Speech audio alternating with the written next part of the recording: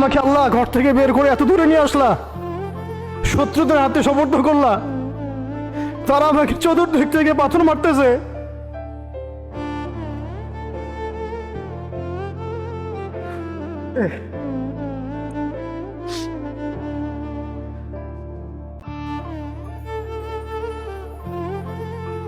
আম্মি লা করিবিন মাল্লাকতাহু আমরি।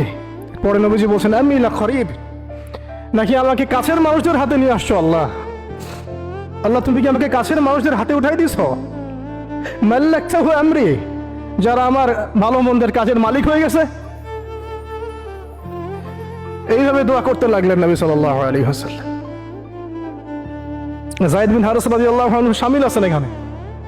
তারপরে নবীজি বলছেন ইল্লাম তাকুন সাখিতুন আলাই ফালা উবালি। আল্লাহ, এত কিছুর পরে যদি তুমি আমার প্রতি অসন্তুষ্ট না হও